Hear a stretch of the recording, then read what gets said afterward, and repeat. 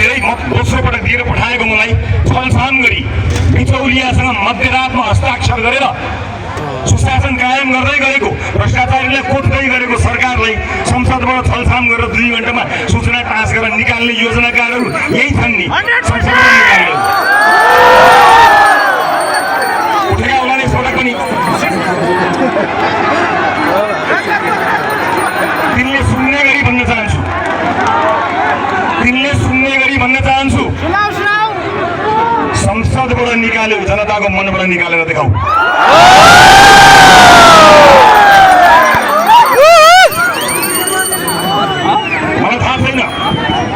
मलाई थाहा छैन त्यसो के गर्नु पाइयो के गर्न भ्याइएन, चाहेको केही पनि गर्न पाएको छैन, गर्नु छ अब।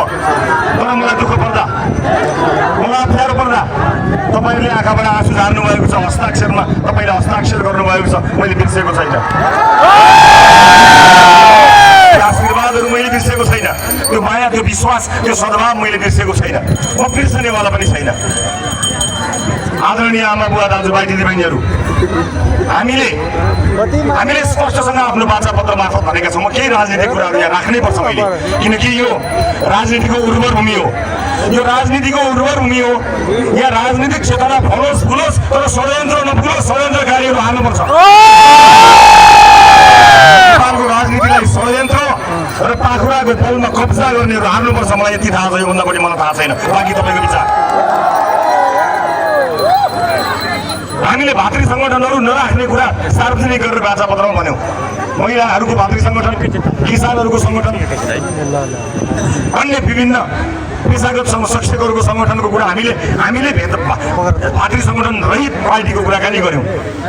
म शिक्षक साथीहरूलाई, मजदुर साथीहरूलाई, किसान साथीहरूलाई भन्न चाहन्छु, पुराना पार्टीहरूले तपाईँहरूलाई एकत्रित गरे, भातृ सङ्गठन बनाए।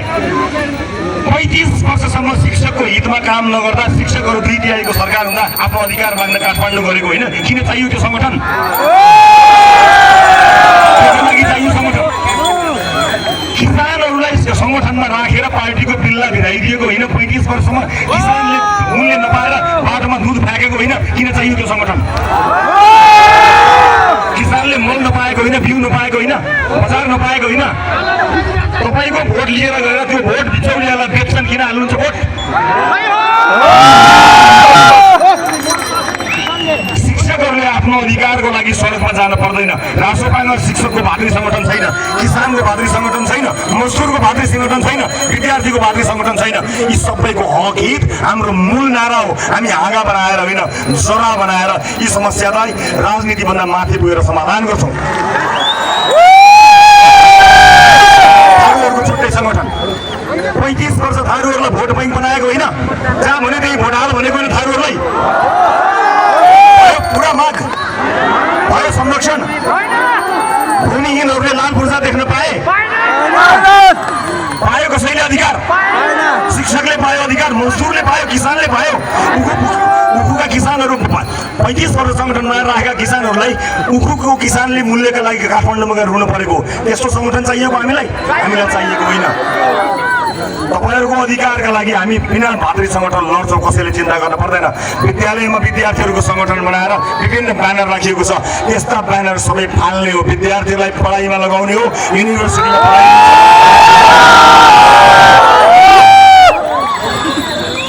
भोलि हुने कार्यक्रम स्थगित भयो, म त्यहीबाट बताउन चाहन्थेँ। भैरवा क्षेत्रबाट म यहीँबाट भैरवा क्षेत्रका व्यापारी व्यवसायीहरूलाई भन्न चाहन्छु, तपाईँले रासोपाको कुनै नेता चिन्नु पर्दैन, कुनै नेताको चाकरी गर्न पर्दैन। हामीलाई भेट्न आउनु पर्दैन, आफ्नो फ्याक्ट्रीमा जानुहोस्, आफ्ना मजदुरहरूलाई भेट्नुहोस्। हामीलाई तपाईँको अपारदर्शी चन्दा चाहिँदैन। तपाईँलाई कुनै नेताले संरक्षण गर्ने होइन, रासोपाको नीतिले संरक्षण गर्छ। आफ्नो काम गर्नु, चिन्ता गर्नु पर्दैन। कुनै पनि व्यापारी व्यवसायीले रासोपाकोलाई 1 सुका दिनु पर्दैन इच्छा भन्दा बाहिर गएर। कुनै मान्छेले रासोपाको मान्छेलाई म रासोपाको मान्छे हुँ चन्दा देऊ भनेछ भने त्यसको सदस्यता 1 मिनटमा खारेज हुन्छ। ढुक्कले काम गर्नुहोस्। तपाईँ आफ्नो व्यापार व्यवसाय बढाउनुहोस्, रोजगारी सृजना गर्नुहोस्, राज्यलाई कर तिर्नुहोस्। यति गरेर व्यापार व्यवसाय फस्टाएर प्राइभेट जेट गरेर हिँड्नुहुन्छ भने पनि राष्ट्रपालाई केही आपत्ति छैन। देशमा रोजगारी सृजना गर्नुहोस्, कुनै नेता भेट्न पर्दैन। हाम्रो नेतृत्व हुँदा हामीले गृह मन्त्रालय सञ्चालन गर्दाखेरि बोर्डरमा हामीले तस्करी ठप्पै बन्द गराएको तपाईँहरूलाई थाहा छ होला नि। त्यही गर्छ रासोपाले, बन्द गरिदिन्छ तस्करी, घुसखोरी बन्द गरिदिन्छ। त्यसै कारणले आत्तिएका हुन्। राम्रो काम गर्ने मान्छे कोही आत्तिनु पर्दैन। फेरि पनि तपाईँहरूलाई पुराना दलहरूलाई भोट हाल्नु अब समानुपातिकतिर हालिदिने हो कि प्रत्यक्षतिर हालिदिने हो कि जस्तो लाग्छ भने यति भन्छु होइन। त्यही ठिक छ भने हामीलाई फेरि देश परेन भनेर कचकच गर्न पाइँदैन। मौका आएको छ अहिले घन्टी। राष्ट्रपाले तपाईँले दिएको भोट बेच्दैन, राष्ट्रपाले बिचौलियाको भर पर्दैन।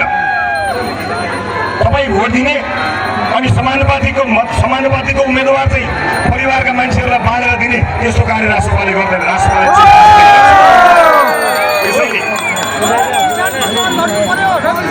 पुराना दलहरूलाई यहाँबाट म एउटै कुरा भन्न चाहन्छु, साँच्चै तपाईँहरूको सङ्गठन छ, साँच्चै तपाईँहरूलाई सङ्गठनप्रति गर्व छ भने तपाईँहरू प्रतिपक्षमा बसेर सडकबाट हामीलाई खबरदारी गर्नुहोस्। एकजनाले नजितोस्, एक ठाउँमा नजितोस्, पुराना पार्टीले एकजनाले नजितोस्, एक ठाउँमा पनि नजितोस्। र तपाईँले आफ्नो ताकत, आफ्नो सङ्गठनको ताकत सडकबाट देखाउनुहोस्। हामी काम गर्छौँ, हामीलाई त्यहाँबाट खबरदारी गर्नुहोस्। हामी हेर्छौँ, हामी मजाले हेर्छौँ। तर यसपटक देशको भाग्य बदल्ने बेला आएको छ। यो चेतना एक युग गुडेर आएको चेतना हो, एक युग गुडेर खेर फाल्नुहुन्न साथी हो। मैले कसैलाई पार्टी त्याग्नुहोस् भनेको छैन, पार्टी नत्याग्नुहोस्, पार्टी त्यही हो, चुनाव चिन्ह मात्र फेर्ने हो, सिम्पल। मन लाग्छ मान्छे हो, जवानीमै लिएको पार्टी सदस्यता, जवानीमै लिएको पार्टी सदस्यता नछोडौँ कि नजागौँ कि यसो हेर्दा बाटोघाटै ल्याइदिन्छन्, नछोडौँ कि त्यसो लागेको छ। त्यसो लागेको छ भने पार्टीप्रतिको निष्ठालाई ध्यान दिने बेला होइन साथी हो। यो बेला भनेको देशप्रति निष्ठा देखाउने बेला हो। सिङ्गो हामीले भनेका छौँ यदि हामीले राम्रो काम गर्न सकेनौँ भने तपाईँले हामीलाई बोक्नु पर्दैन। त्यसैले एउटा अन्तिम कुरा भनेर जान्छु, हाम्रा उम्मेदवारहरू यहाँ सँगै हुनुहुन्छ। म प्युठानबाट सुरु गर्न चाहन्छु। सुशान्त वैदिक एउटा योग्य उम्मेदवार, क्षमतावान युवा, थाहा छैन नेपालको राजनीतिमा अब फेरि यस्तै चेतना आएर सुशान्त वैदिक जस्ता साथीहरू फेरि उम्मेदवार बन्छन् कि बन्दैन।